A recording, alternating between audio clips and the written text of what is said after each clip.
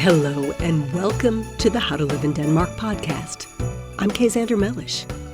That's our Christmas podcast music. Do you like it?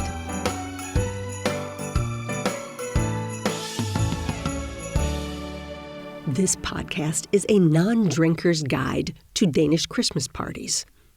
If you enjoy getting very drunk at Christmas parties, so drunk you can barely find your way home, you will fit in well to the traditional Danish Christmas party. Even company parties, which are so wild and soused that people often forget themselves with colleagues and end up in trouble with their partners at home. I do wonder if Christmas parties will be a little different this year, not just because of COVID restrictions, but also because of the Me Too movement. It hit Denmark with a few years' delay, as most things tend to hit Denmark, and several big politicians over the past year or so have lost their jobs because of bad behavior at parties, mostly men who had been mishandling female colleagues. But there will still be alcohol at Danish Christmas parties this year because it's a tradition, and Danish Christmas is all about traditions.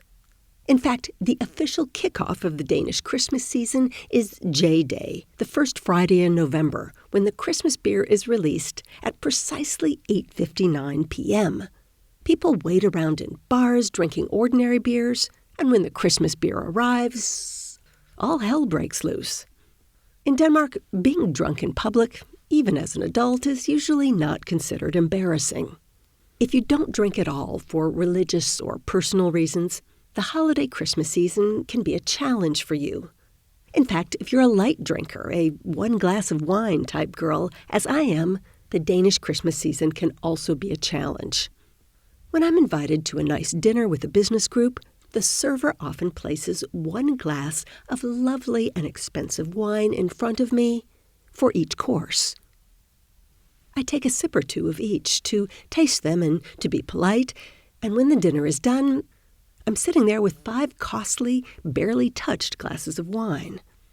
Now, if you do drink the wine, the server will come by to refill your glass, so you can never really tell how much you've had. Of course, you could tell each server not to do refills, or you could make it clear to each server that you don't want yet another glass of their wine. But this can be distracting and rather alienating for the Danish business people next to you, who you were supposed to be buttering up. They're enjoying their 5 glasses of wine. Why aren't you? I haven't quite figured out the formula for business dining yet, but when you are invited to a dinner party at a private home, I think the best approach is to bring along a festive-looking, non-alcoholic drink with you. Danish hosts are getting better at providing non-alcoholic options, but it's often something pretty pedestrian, like a Pepsi. And you'll have to spend the night fending off questions about why you're not drinking. If you're a woman under 45, that may include questions about when the baby is due. So I recommend bringing along a festive non-alcoholic drink, so you don't look like a party pooper. Something with pretty colors or bubbles.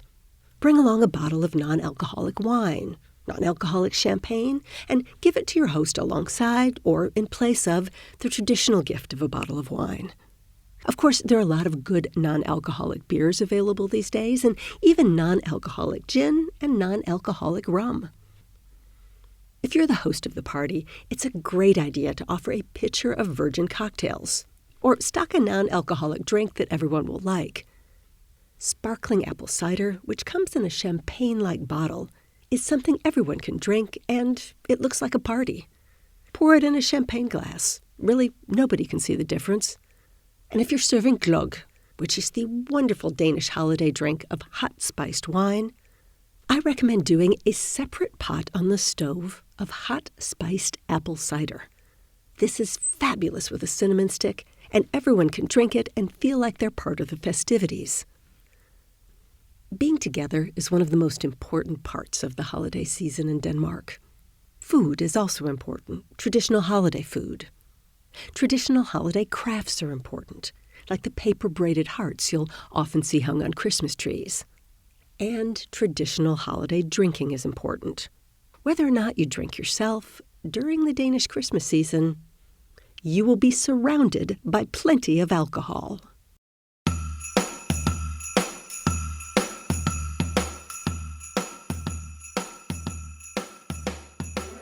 And that's the How to Live in Denmark podcast for this week. Our books make great holiday gifts, and you can get them all at bookshowtoliveинdenmark.com. Or book me for a presentation to your group or organization at events.howtoliveindenmark.com. Or come read our posts in text format at howtoliveindenmark.com. That's the How to Live in Denmark podcast for this week. See you next time.